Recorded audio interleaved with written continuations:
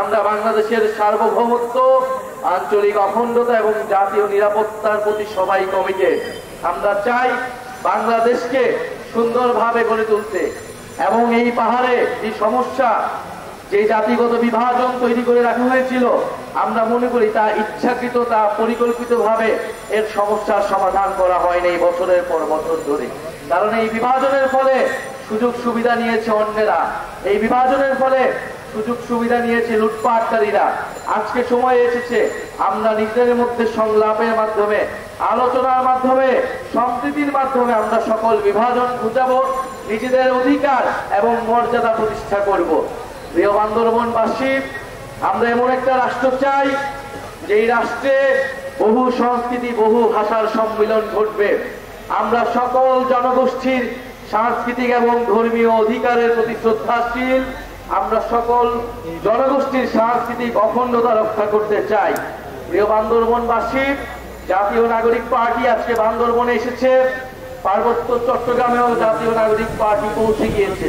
কারণ এই পার্বত্য চট্টগ্রামেও আমরা জানি গণঅভ্যুত্থানের সময় আপনারা লড়াই করেছিলেন ফ্যাসিস্ট সরকারের বিরুদ্ধে।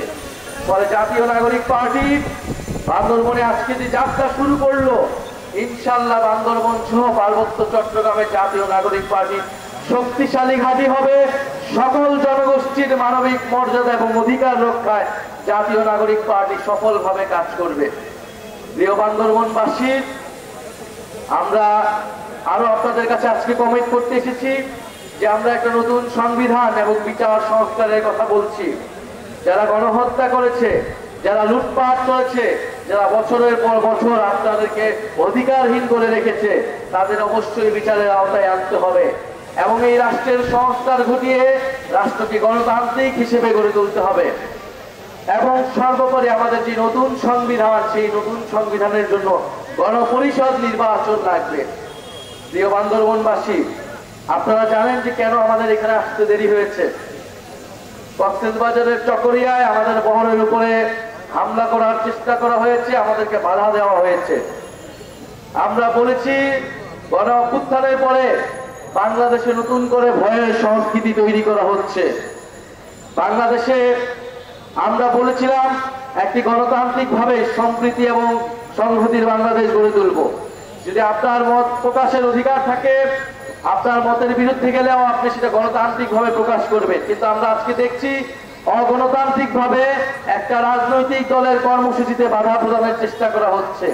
আমরা এটার নিন্দা জানিয়ে রাখলাম। আমরা জানি জনগণ যে অগণতন্ত্রের বিরুদ্ধে, যে স্বৈরতন্ত্রের বিরুদ্ধে এবং মত প্রকাশের স্বাধীনতার পক্ষে গণ অভ্যুত্থানে করে নেমেছিল, ইনশাল্লাহ সামনের দিনেও যদি ভয়ের সংস্কৃতি কেউ তৈরি করতে চায়, জনগণ আবারও রাজপথে নামবে। সর্বোপরি আমরা বলতে চাই, বান্দরবনে আমরা কোনো জাতি পরিচয়ের ভিত্তিতে নিপীড়ন কিংবা বিভাজন মেনে নেব না। বান্দরবনের প্রত্যেকটা মানুষের ঘরে ঘরে আমরা যেই ইনসাফের উন্নয়ন, সেই উন্নয়ন পৌঁছে দিতে চাই। অর্থনৈতিকভাবে বান্দরবনকে আমরা সমৃদ্ধশালী করতে চাই। আপনারা কি চান? প্রিয় বান্দরবনবাসী, জাতীয় নাগরিক পার্টির সাথে আপনারা থাকবেন? নতুন সংবিধানের জন্য থাকবেন? বিচার সংস্কারের জন্য থাকবেন? ইনশাল্লাহ আপনারা থাকবেন। আমাদের আগামী দিনে সংসদে আমরা চাবো বান্দরবনের সকল জনগোষ্ঠীর প্রতিনিধিত্ব নিশ্চিত হবে, উচ্চ কক্ষ এবং নিম্ন কক্ষে উভয় কক্ষেই নিশ্চিত হবে।